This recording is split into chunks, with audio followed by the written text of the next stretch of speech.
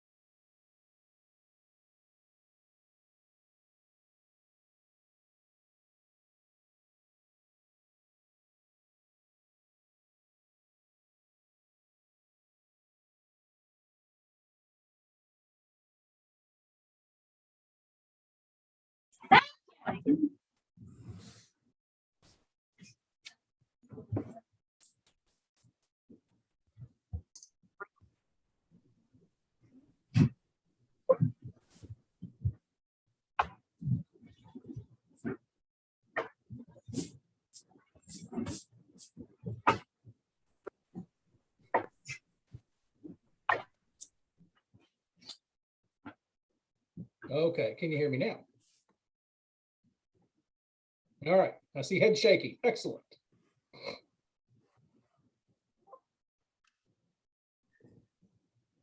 Yeah, John, we're good to hear you. I'm trying to take account of who all's hopped on so far. Yep, and Cindy, we're recording this. Right. So we'll be able to come back and use it if we need to. And in fact, I'm working on the meeting summaries from the ones that met last week. We had 5 of the 6 that met last week, but I've already got the recordings of those sessions up on the website. So if folks want to go view those, they can. We've got the rosters of each of the groups up. And so people can be communicating with one another and so forth. But I think the conversations that we had last week, being the first of these, were really positive. I mean, I think folks got a lot out of it. And I think what's interesting, and I guess I shouldn't be surprised by this, there is a lot of commonality between some of the concerns that folks have, things they'd like to work on. But while there is some similarity, each of them is coming at it, each group is coming at it from a slightly different angle. So it's kind of interesting to see what their little piece of the puzzle is. Education versus family services versus health and nutrition versus data and technology, and sort of how each of these groups are thinking about very similar issues. So we can go through some of that as well. So we've got looks like a lot of folks on the line. So Cindy, how do you want to handle it this morning? Do you want to go? Do you want me to go? Well, I think just let's maybe let everybody hop in and introduce themselves. Yep. And then you can jump down through the agenda.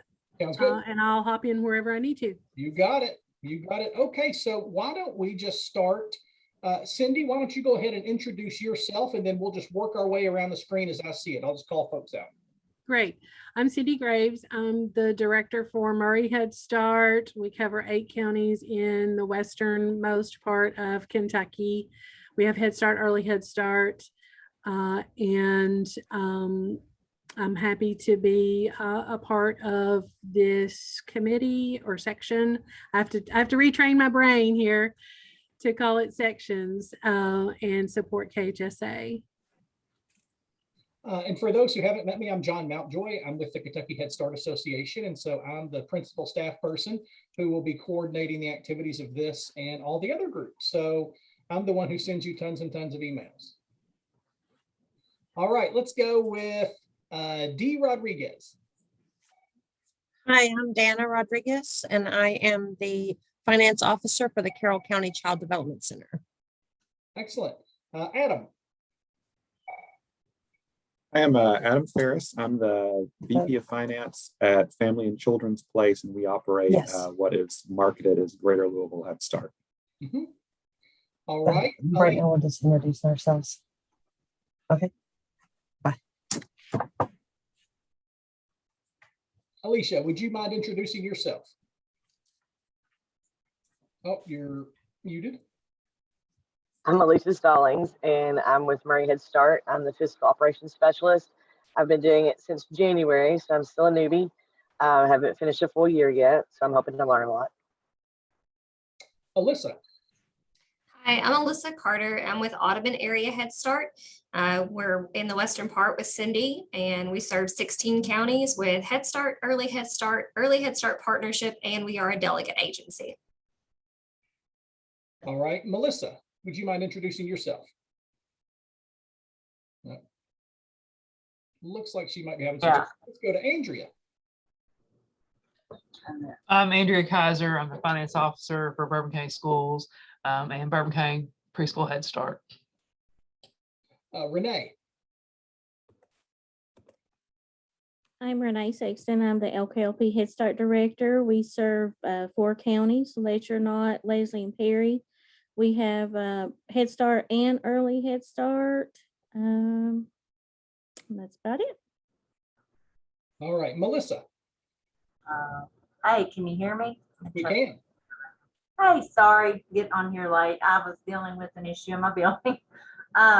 Melissa Hamilton, I'm the director at the Bourbon County Preschool Head Start. Okay, Rachel. Hi, I am Rachel Wiles, and I am the director for Lake Cumberland Head Start. And like the other lady, I'm a newbie, so I got this position in January, so it's been a heck of a ride so far. We serve 10 counties and offer Head Start, Early Head Start, and home base. Justin. I'm Justin Collin, and I'm the Assistant Head Start Director of LKLP Head Start. Missy. Good morning. Missy Saylor. I'm the Head Start, Early Head Start Director for KCEOC. We serve 6 counties in southeastern Kentucky. We have Head Start, Early Head Start, Home Base, Center Base, and Blended. And then Jeff, would you like to introduce yourself?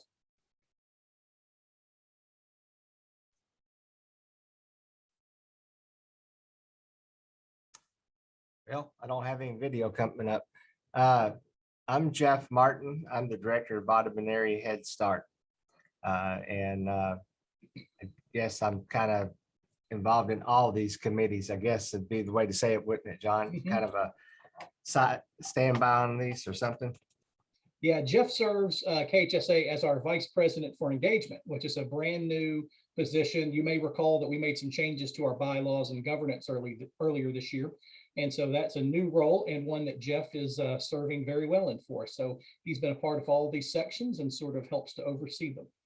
Okay, so we've got a lot of great folks on the line. So a little bit of background. I know that many of you may have participated in KHSA committees in the past, and you may have found those to be useful. You may have had a lot of good networking with them. When I first came on board, I think what we experienced when I visited with several of those committees was there was good information exchange, good networking, but there wasn't a lot of sort of a work plan, if you will, for each of those groups. And I thought it was important that each of our areas that we're focused on not only have the opportunity to network, get to know one another, share information across the state, but to really be identifying those issues that they want to work on, that they think are going to be critical, not just for them, but for all Head Starts across Kentucky. And so this is a unique group. This is the grants, management, and finance section. And so this one is really geared more towards the internal operations of Head Start programs, dealing with your finances, dealing with your grant related issues, talking about some of those very specific and complex questions that you may have and that others may have around, for instance, what costs are allowable and what sort of things should I be doing or not be doing. So this will be an interesting group. And I don't think that we've ever had a group like this before to really talk about these sorts of issues. So I'm very glad that we now do. By way of just a little bit of background, we have 28 grantee agencies across the state. We actually have 41 different Head Start grants, but we've got 28 different agencies that are administering those grants. Thus far, we have received appointments to these sections from 17 of those. So I'm still working with the other 11 to make sure that we get their appointments. And hopefully the next time that we meet, we'll have even more folks on the line. The other thing I'll tell you is that as we go through our conversations and sort of talk about priorities and things we want to work on, we can invite whoever we want to the table. If we find that there are other partners and other groups out in the community that Head Start programs are working with, and we feel that their voice would be important in these conversations, we can absolutely invite them to participate and be a part of these groups. So I think that's important to remember. We want to make sure that it's sort of a fluid, organic sort of thing that's useful to everyone. The other thing I'll say about identifying critical topics and issues is that we can't do everything all the time. And we can't necessarily be all things to all people. And by that, I mean, oftentimes a committee will feel as if it has to touch on every single issue that could remotely be related to their focus area. And that would force us to be a mile wide and an inch deep. And I don't think we would be able to make much progress or really do things that are significant. So as we go through and identify topics and things that we'd like to focus on and work on and perhaps address, just remember that just because we're not doing it today doesn't mean we won't be doing it tomorrow. So there may be an issue that you're keenly interested in, and that may be on the list for the group to tackle down the road. So I just wanted to make that, sort of upfront that, we may not be able to tackle everything at once, but we certainly are committed to making sure that we get to all the issues at some point. So having said all of that, I am going to share my screen with you real quick, because I've got a few key items that we need to take a look at. So let me find hang on one second. Oh, where did it go? I'm sometimes really not good at managing this platform. All right, let me stop the share real quick, because everyone should have gotten an email from me yesterday that had a link to our materials. So here is a link to those materials on the Google Drive. And so I'll continue to make sure that that's updated and that that's useful for everyone. And so what we're then talking about today is we're going to spend just about an hour, because I want to make sure that we're being respectful of everyone's time. So we'll talk a little bit about the group, its objectives, and then we'll really get into our discussion. And I will tell you, the discussion with the other groups has been very robust, and they have spent the majority of their time talking sort of about those issues and going back and forth on them. I do want to make sure, if we don't get to it today, we will in the future, make sure we have some opportunities for network discussions, and then of course identifying next steps. So when we were putting these groups together, we asked a series of questions, and we really asked you 3 questions. And those questions were thinking about Head Start in terms of grants, management, and finance. What were the top 3 issues facing staff and programs? That was the first question. The second question was, if you could wave a magic wand and immediately fix one issue or challenge related to Head Start, grants management, finance, regardless of time, staffing, or cost, what would it be? And then the final one was, share any additional thoughts that you may have. So there were a few folks that took the survey, and I'm putting up on the screen now the responses to that first question. What do you see as the top 3 issues facing staff and programs? And not surprising, the key issues that continue to emerge, not only here, but also in all of the other groups: recruitment and retention of staff, pay equity for staff, making sure that everyone across the organization is sort of on a level playing field. Those have been key issues that have popped up in every single group we've talked to so far. So you can see here the issues: allowable costs, funding for expansion of services and staff, comparable compensation for staff versus other agencies, delays in processing applications. What do we do with in-kind? How do we calculate that? Communication with our regional office staff. We've seen some changes in our regional office staff. I think I've been here for 3 years, and I think we've had a different regional program manager, program director each of those years. Increase in minimum wage, funding of staff salaries. Again, issue 3, staff salaries. Limited partnership availability in rural communities. That has really popped up in our family services area, and then in our disabilities and mental health. And then finally, compensation for staff with degrees. So those were the things that were identified as those top issues. Now, if you could fix things, regardless of time, staffing, or cost, what would those be? And again, we see higher staff pay. We again see increase the pay rate for staff to eliminate turnover, funding for expansion of services, and then the speed of processing carryover requests. So again, some common themes. And then finally, please share any additional thoughts or comments. I think it just sort of fits in with the rest, but it certainly does identify. I'm not sure who this respondent was, but I think that we also see that in a couple of other groups, people that have been thrown into positions rather quickly. And I think COVID has exacerbated that, in the sense that folks are sort of in a new position and everything is chaos, and they really feel that they need some additional training and they need some additional mentorship, has been one of the key issues that has popped up. So that being said, the focus of this particular group, and you can sort of see it written out right here, the administration, management, finance, and grant aspects of Head Start programs, including policy councils. We want to focus on some of our governance and oversight, compliance with fiscal policies and regulations, other administrative requirements, federal reviews, grant writing and management, and partnerships with local and state agencies. So this really is your management sort of group, if you will. So that all being said, I want to sort of open it up to everyone and begin to have a conversation, begin to identify, what do we really think are those key issues that a grants management and finance section that is sort of representative of and serving all Head Starts, all the variations of Head Start across Kentucky, what would those top issues be? The things that are top of mind for you, top of mind for your agency, things that you'd like to see addressed, or challenges that you just can't, are having trouble figuring out. So it's an open-ended question to everyone.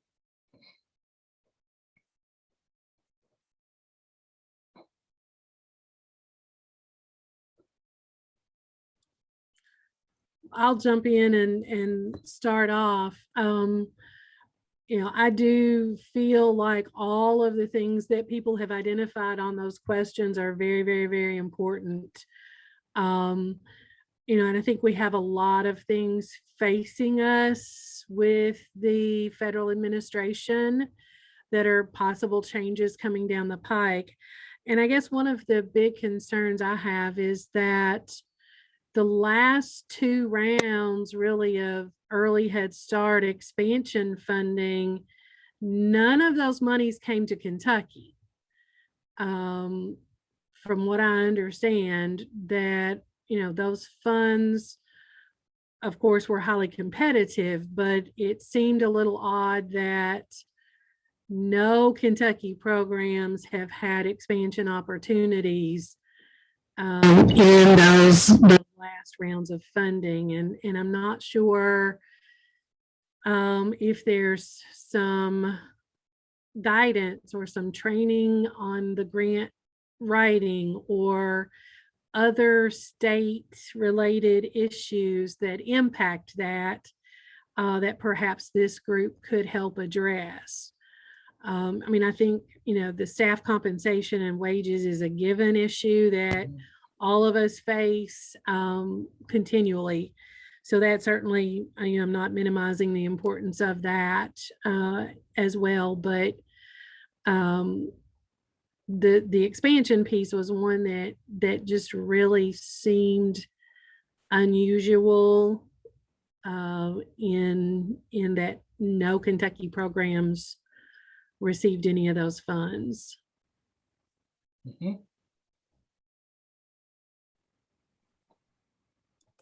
Any responses or other issues?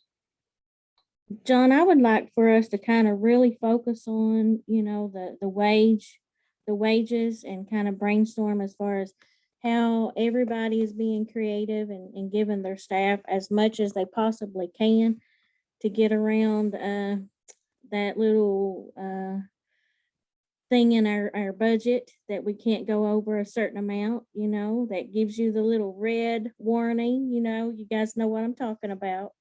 But as far as that goes, I'd love to hear some creative ideas or ways that you all are able to help give your staff as much money as you possibly can so that they stay with us and don't leave for other agencies that are paying more. And then as far as our program, in-kind is a very big issue because, we're very rural and it's hard sometimes in meeting that match. So I just like to get some creative ideas and ways to address those two things for sure.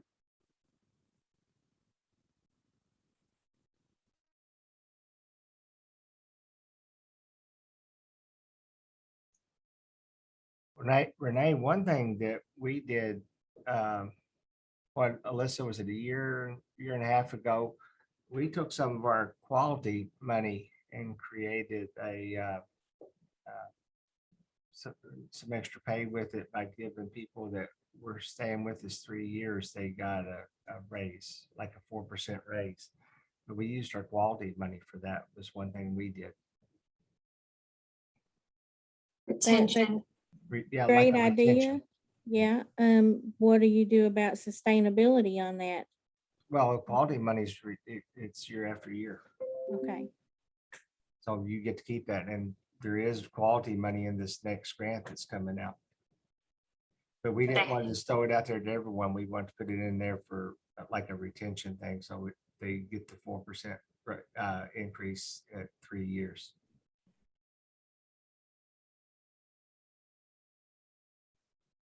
And as far as in-kind, and especially right now within a COVID world, but even in a rural community, because we have some pretty rural spots, one way we've been fighting that's been pretty successful is video in-kind. We've been reaching out to doctors, any of those things that could be counted as professional, because that can get you a higher in-kind rate, and getting them to make video entries that we can show our children with them reading books or explaining their profession, that then the teachers can show to the kids since they can't come to the sites or it's more difficult.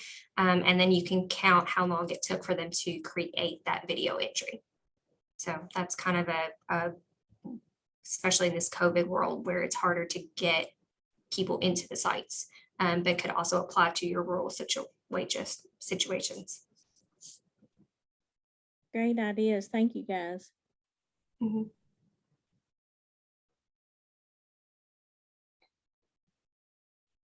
So one of our challenges, and this relates, I think, to some of the pay elements as well, is we are a multi-program agency. So we have our challenges trying to find ways across our organization to try to use some of the Head Start money that we're allowed to use and that we have available to us for ways to incentivize our Head Start staff to stay on, to grow.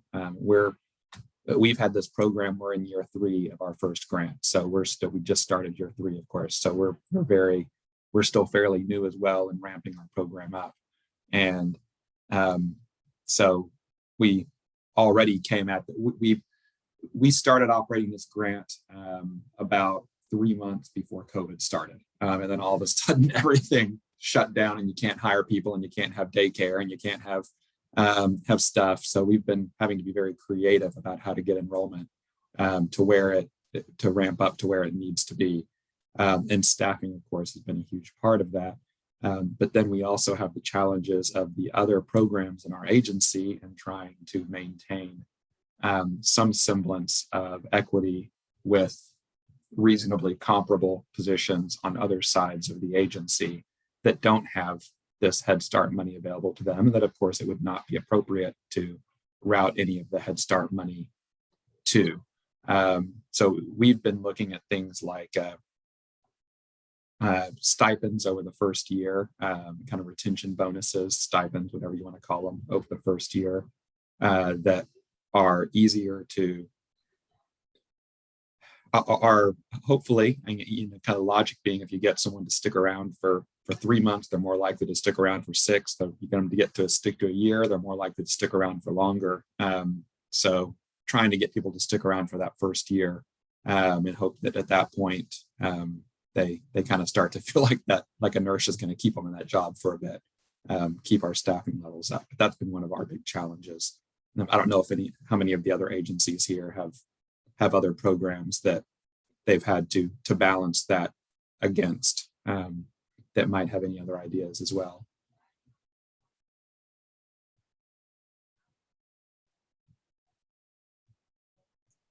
If you solve that one, I want to know. Yeah. It's so far our solution has been to just accept that some people are going to be upset. And we tried to fend that one off for a while. We tried to kind of play fair and play equal and play all of that, but we've kind of just had to settle ourselves to it's a different program. It's got different funding streams, but we have a very similar program. It's for younger kids, but it's a very similar type work. We do home-based services for a good portion of ours, and we have another program that does home-based services. So the work and the skill set is almost interchangeable between the two. So what we have to watch for is we have to watch for poaching people from this other program to jump over if everything's too generous on the other side, but we can't make everything too generous on that side. So that's been our chief one. Our other programs tend to be different enough that we can justify that no one's jumping from a counseling position to go work in a Head Start center.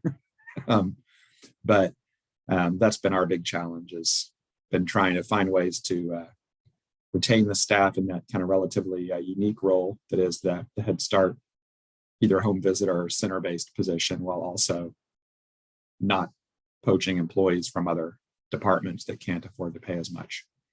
I don't know if you've looked at the universal preschool that's being proposed. Now, what's going to come out of Congress, we have no clue. But if it's written as it is, then you're going to get a whole lot more money in your Head Start program, and it's going to be mandated towards wages. So it's going to blow the proportion way out of. Now that doesn't mean it's going to pass, right? But there's $2.5 billion per year for salaries only in Head Start. If that comes down, it solves all of our issues about trying to pay a wage that we can retain. But we're just like you. It's just going to have to be an accepted thing that the salary is going to be different between Head Start and some of these other programs. Right. And one of the things that we had begun doing, I want to say 18 months ago, maybe 20 months ago, was we launched a compensation and benefit survey. And we had a sort of a boutique HR firm in Lexington that was helping us with that.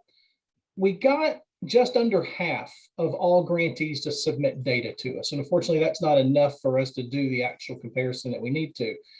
Just last week, I started a conversation with a brand new HR person, and we went through and looked at everything we had done before, and we have greatly simplified that process.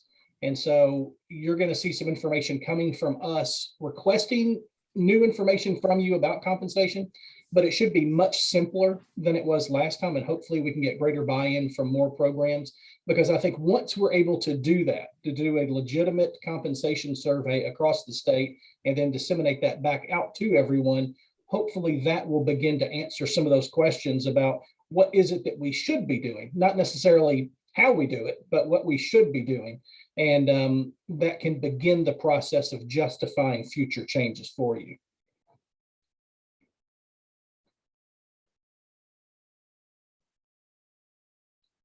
So I'll just put that out. I just want to add to that too, John.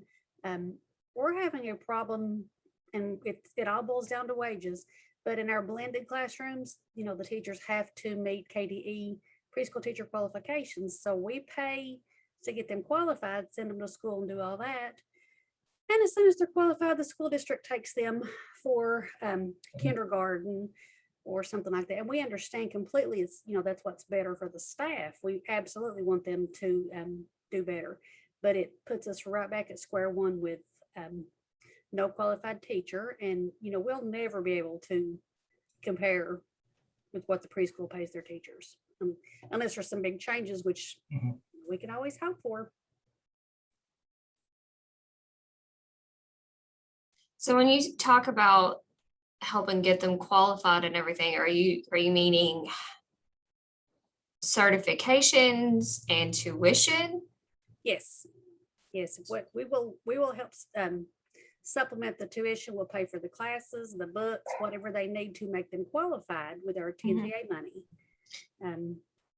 So one thing, part of our requirements whenever we help someone with their college degrees is that if they leave our employment within, I believe it's 3 years or maybe it's 5 years, I think it's 3, after completing their degree, they owe us the money back.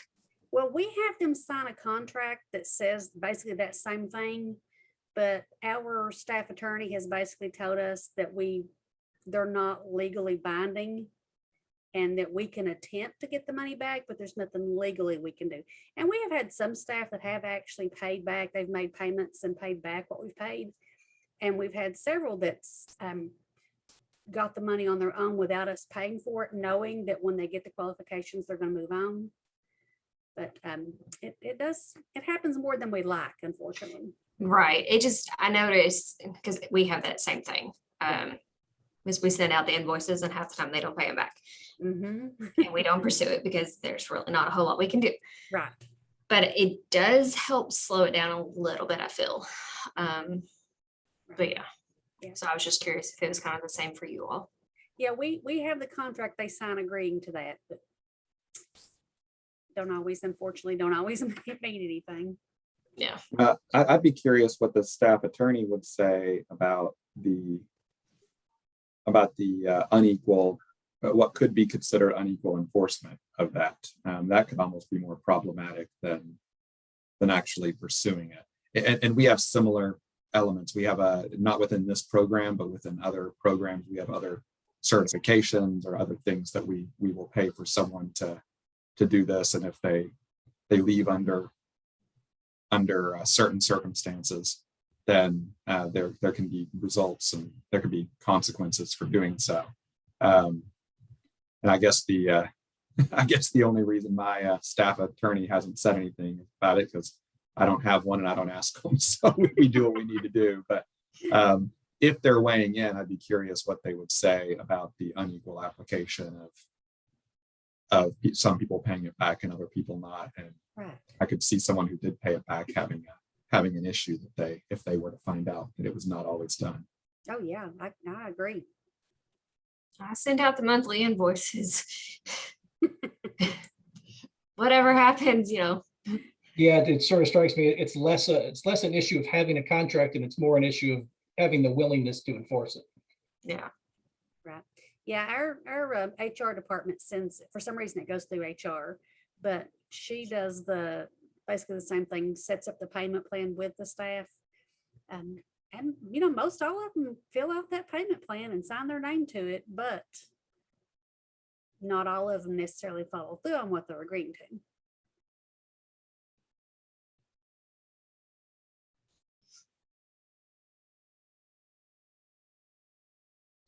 Yeah, and that has been, that issue, that exact issue has been raised, I think, in at least 2 other groups, particularly the education group. Oh, yeah.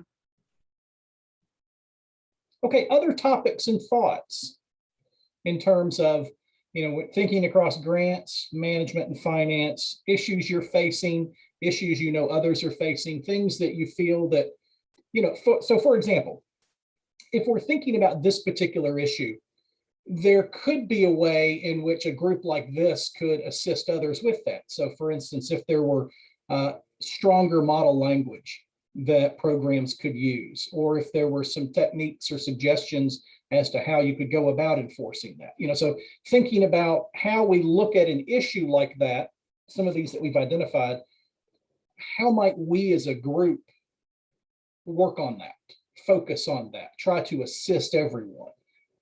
Ultimately, when we think about these sections, that's part of what we're trying to drive towards, is actually think about projects and outputs that this group could have that could be of great value to everyone else.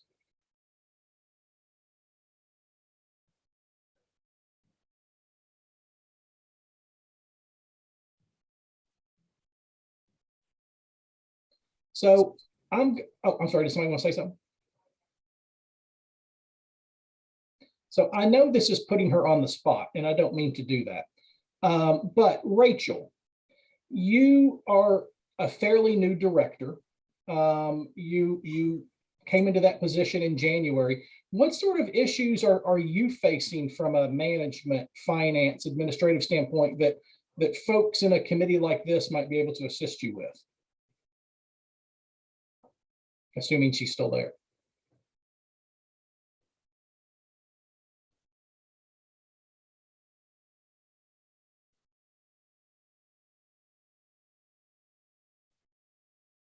Okay.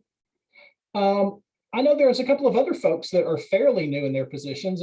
Shonda, you're fairly new in your position. You've been there for what, 12 months? Maybe a little longer? So what sort of things are you facing? I think one of the biggest issues is, like we were talking about, is just that salary scale for staff. With the new daycare funds coming out, we are attempting for tier 2, but overall raising our salary scale for all the staff as well as the older ones, and just having a more concrete salary scale that is comparable to other agencies. Thank you.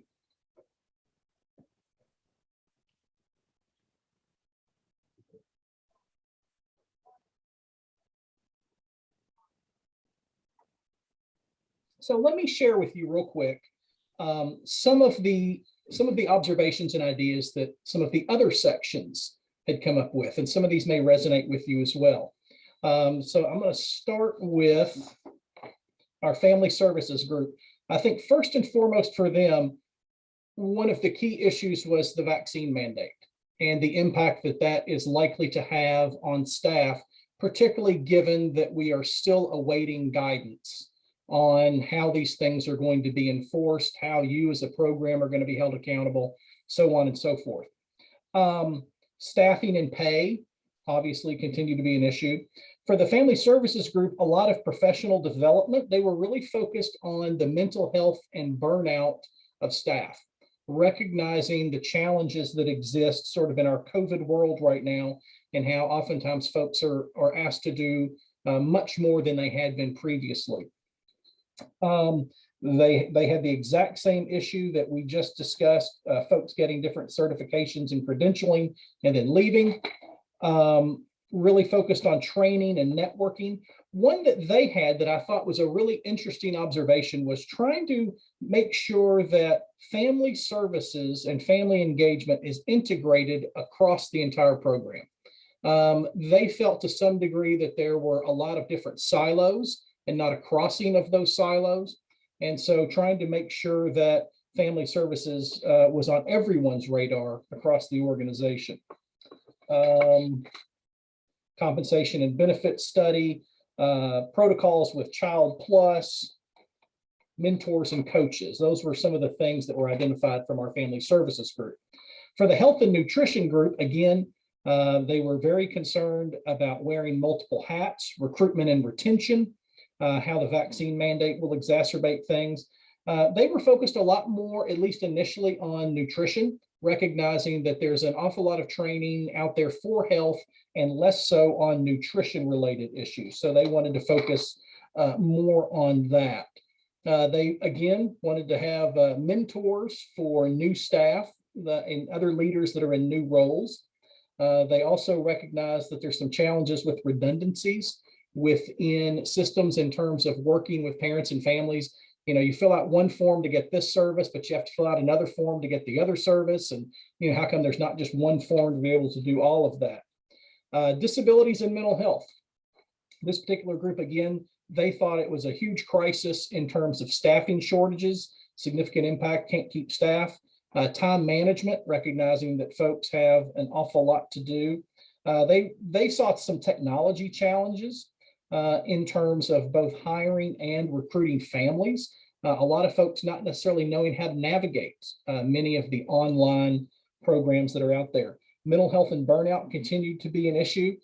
This group then began to focus a lot on the challenging behaviors that folks are experiencing in classrooms from children and how COVID is exacerbating that. They really want to focus on teaching of conscious discipline. They want to focus on the compensation and benefits study. And what else did they have? Difficulty finding mental health services and therapists for children under 5 was another big one for them. Our education group really was focused again on recruitment and retention, behaviors among students, staff leaving the Head Start and Early Head Start programs after getting the credentialing and certifications. They too, like the compensation and benefit study, they're seeking behavioral training, conscious discipline.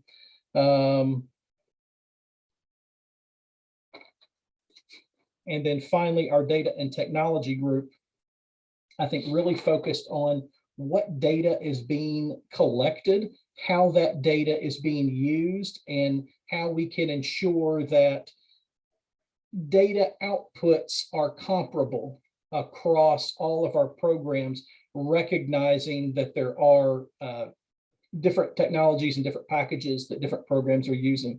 One of the interesting questions with this group is they focused a lot on data, and we sort of then raised the question of data versus technology, because we sort of saw an even split with that group.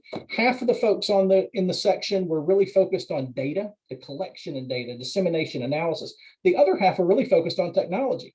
You know, how do we make sure that we have increased broadband in rural communities? How do we make sure that parents and children know how to use the tablets that we're providing them? You know, all these sorts of different things. So that gives you a little flavor as to some of the things that the other groups have talked about, as well as many of the similarities to the issues that this group has raised. So I just put those out there for you to reflect on and see if that sort of kickstarts any other ideas.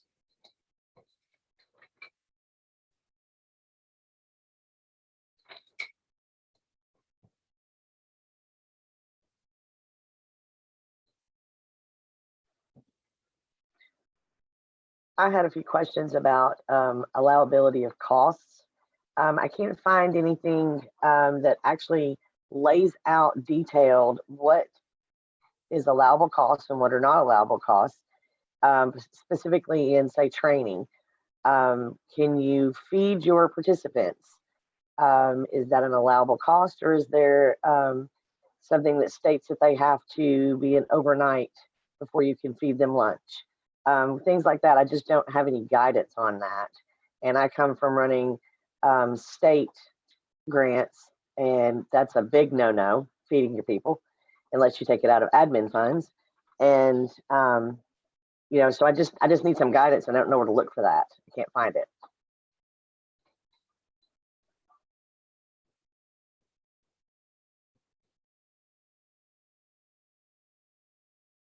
Does anybody have sort of a response to that observation? I've certainly got it on the list, and that's something that we as a group could pursue, but I'm just curious with all the other folks we have in the room, or what sort of tools are you using to try to understand those questions, if any?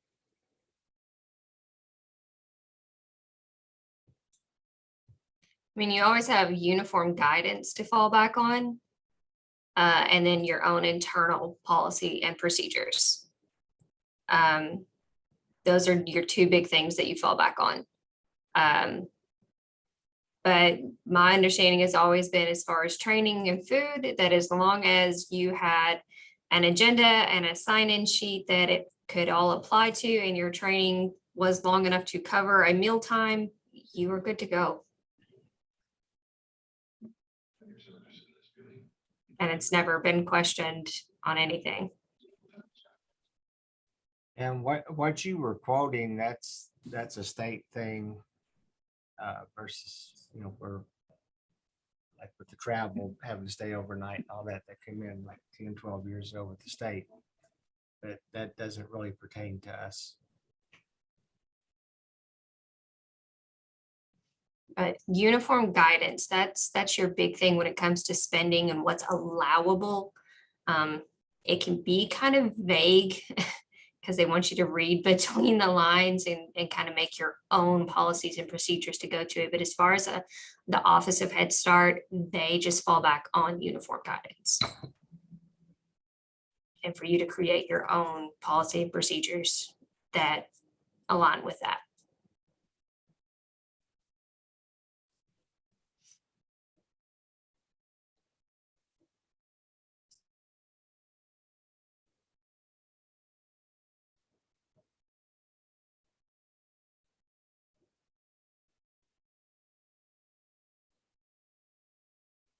All right, any other thoughts? We've got a pretty decent list so far. I think my follow-up to a lot of what's been talked about, I don't know if any of you guys kind of struggle with this. Cost allocation. It's kind of a blessing and a curse. It's something you kind of are really pushed to do if you have multiple grants. It works really well for us because, like I said, we have 4 grants plus private pay that we do. We're spread all across. And it works great. But now we're starting to see some inequity because, we keep getting more luck with gaining ground for our Head Start grant, in that we get extended duration. We get all these things. And then, like Cindy said, you can write for early Head Start extended duration or for, more slots and things like that, but we keep not getting it. So now we're kind of at this struggling point of our early Head Start portion of our grant is losing ground. And now our early Head Start portion of our grant, it meets salary and nothing else. And so there's this imbalance. And so we keep talking about trying to make salaries work and raise salaries and do all these great things for our staff. But then where does it leave the rest of running our program and managing our grant? How do we make that work? That's exactly one of our major concerns as well, that imbalance between our services, our cost of services for 3 and 4-year-olds versus our infants and toddlers. The budgets are just not equitable. Not at all. Yeah. And the thing about it is, I think most Office Head Start people think because they give more per child for early Head Start that they're doing right. And I heard this voice about someone recently, and it's not just limited group, it's everybody that's saying the same thing from what I'm hearing. And he said, they're just gonna have to come to the realization that even though they give more per child, it doesn't cover it because the numbers are just so different and the requirements of staff is so different. You cannot cover it like you do a Head Start class, obviously. But that doesn't solve our problem, saying they need to understand it. Right. I mean, when you can put 20 kids with 2 teachers versus 8 kids with 2 teachers, it's vastly different. And we keep having to push more and more of our service of our early Head Start kids to home base when that's not the true need of our community, just to make the budget work. That's not the need. Yeah, early, home base has its great benefits, but that's not the true need of our community. We're just stuck. So in a perfect world, then how would that problem get fixed? I mean, Whenever they send down these quality funds or these even the extended duration, if they would open up extended duration to also mean early Head Start, to in some way allow us to write for early Head Start, just providing more opportunities for early Head Start. Really, John, and I don't know if there's an exact formula, but just kind of looking at what we have, they give maybe a 50% more to our early Head Start per pupil than they do Head Start. And that's just a rough guess. I don't know. But it probably requires 100% more per pupil to run it because you have such smaller numbers in early Head Start. You have such more need of staff in early Head Start. So, I mean, yes, I mean, it'd be nice if we had some way of like duration money, but I mean, they're going to want you to expand services and early Head Start is already full day and all that. So, but they need to really look at their funding formula, I guess. That's true. Yeah, and I guess that's kind of what I'm driving at in the sense that, it's one thing for a group to talk about, oh, we need more money, or, oh, I wish this could be changed. I'm sort of thinking about it in terms of, okay, who are the people that we need to talk to? Who are the people that the Kentucky Head Start Association, on behalf of all of our grantees, need to begin leveraging that to have those conversations, right? To begin really raising that and saying, here's what you're doing, and then here's reality. And the two aren't meshing together. So how do we go and fix that? Right. So, having that conversation with the decision makers at the federal level. I mean, just speaking personally for us, our grants management team understands it's a common problem. Mm-hmm. It's such a common problem for early Head Start to have an imbalance that they look at our grant and go, yeah, your early Head Start doesn't cover what you need. 100% of what you need is covered for your salaries. So here, write this extra narrative saying how your Head Start budget's going to cover everything you need and submit that. We're not even going to question it. We've had to do that for 2 years now, and they don't even bat an eyelash.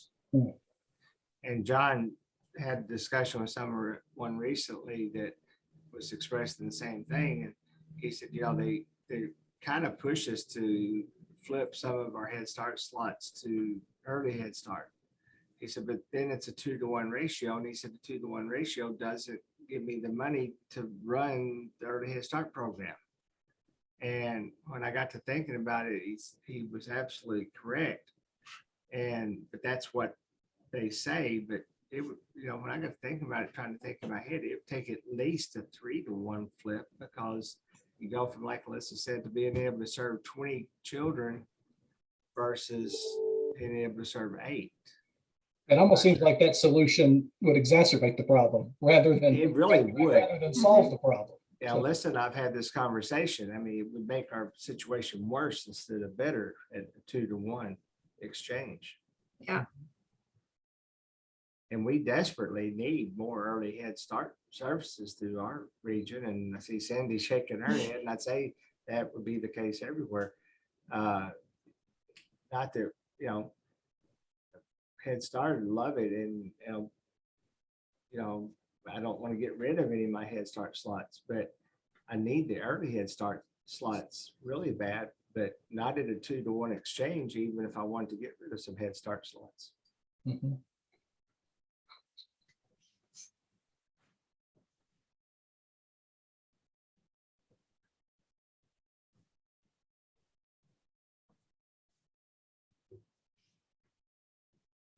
All right, other thoughts from folks before we're sort of nearing the end of our time. We've got about 7 or 8 minutes left. So what I have been doing with the other groups is at the conclusion, we have recorded this, and so I've been posting those on our YouTube channel as well as putting them up on our website. The next step is to go through and actually summarize what it is that we discussed today and sort of categorize it into some different buckets that maybe we could begin to focus on. And I want to get that back out to you all, have you react to it, and then make some decisions as to, are these the things we want to zero in on? We've got an awful lot on early Head Start that we've talked about. And we also need to decide then how often we'd like to be meeting. So that'll be a question that will come out along with a summary of today's conversation. Originally, we had envisioned that these groups would meet 4 to 5 times a year. Right now, we're doing it remotely, but our goal certainly in 2022 is hopefully as things would get back to some semblance of normals, that we would occasionally be able to actually meet in person. So if this group then decides that as we're going forward, we'd like to meet more often, or if there are subsets of this group that would like to meet more often, we can certainly do that as well. Any other thoughts or questions or observations? Is there some just immediate problem you're having right today that you think somebody on this call might be able to help you with?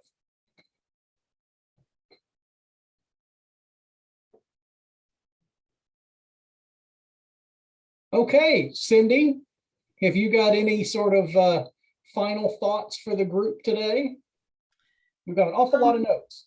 Yeah, and I've been trying to take some notes too. I think this is going to be really valuable to all of us to have an opportunity for folks in this part of our program management to be able to reach out to each other and be able to discuss things in a safe environment.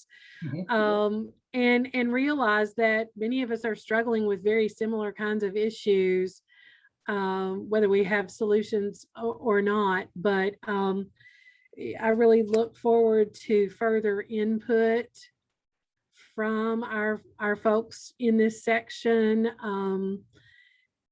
And I think that I hope that some of the outcome of this will carry over to the folks at our regional office as statewide, state level, issues or concerns, not in a negative way, but in a way to maybe bring them into some of the conversations so that they do realize the broad spectrum of some of the questions and struggles that we have. Just speaking for Alicia and I, our particularly assigned grants management specialist is almost non-existent. And it's very difficult for us to get answers to even very simple questions from the person that we're supposed to have as our point of contact. And I'm sure we're not the only one with those kinds of struggles.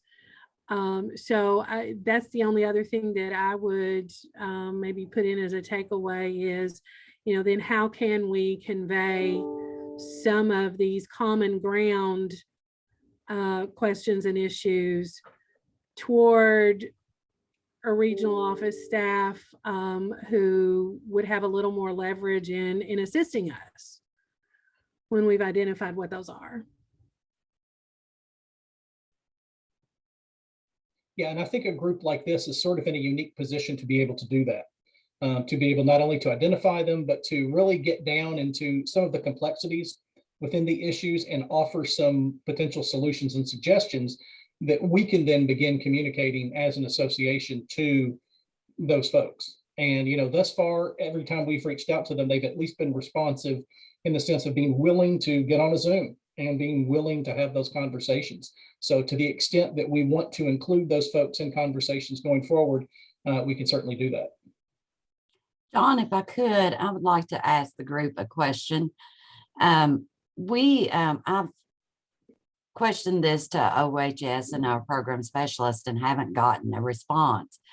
But I am trying to figure out the process in selling a property that is owned by Head Start. So if anybody has any information or guidance, I would love any that you could provide. Disposition of property. Huh? You have to do a disposition of property. You have to get their permission. Because it's becoming a community eyesore now. Unless it's fully depreciated. If you can prove that it has fully depreciated, you don't even have to get their permission. Okay. Yeah, it's fully down. But you have to have tons of evidence that it has fully depreciated out of their value. Uh-huh. Way property prices are, that'd be hard to prove. Yeah. So what if it was a donated property? You have to have lots of evidence to show that they don't have any federal claim in it anymore. So by fully depreciated, are you talking about like market value depreciated, or are you talking about just lifespan depreciated? So if you have a 25-year building This lifespan. building, yeah, this building is about 35 years old. It's actually a building that is falling apart and is becoming a hazard within the community. So we've got to get something done with it. It's got to be tore down or something, and just getting that permission. The city has asked that it be just demolished or something. The agencies owned it. They owned it before I come on board. So, you know, just figuring out how we can get rid of that before we get in trouble with the city. So, yeah, the Office of Head Start looks at the amount of money they have put into it over the life of the building, and then the fair market value depreciating over time for that amount. They have some great information on ECLAC. Look at disposition of property as well as uniform guidance that gives you your outline of how to take care of that. thank you very much. Mm-hmm. We've been through that rodeo.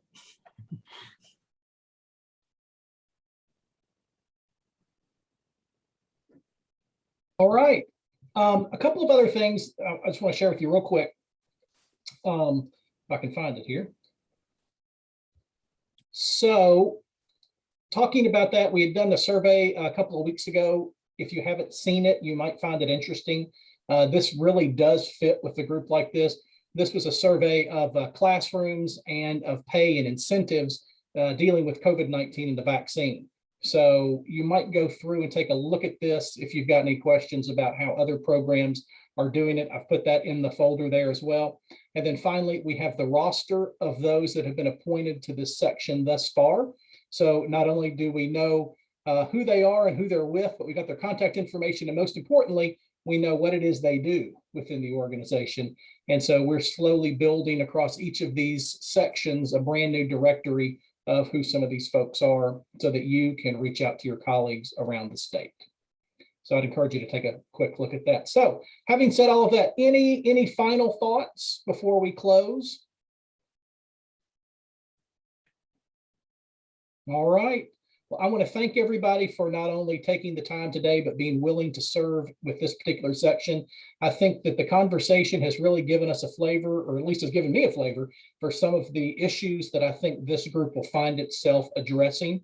And so you can be looking for a summary from me that's going to begin to outline what some of those goals and objectives might be. And then we can sort of make some decisions via email how we want to proceed and when our next meeting will be. So any questions before we go?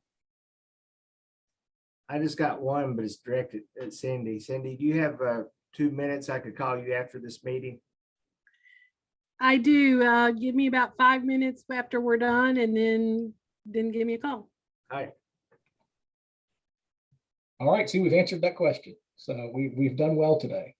All right, guys. Thank you so very much. And I look forward to continuing this conversation. Cindy, anything? No, thank you all so much. I think we're off to a great start, and appreciate, John, all of your efforts toward keeping us organized and launching this initiative for us. You got it.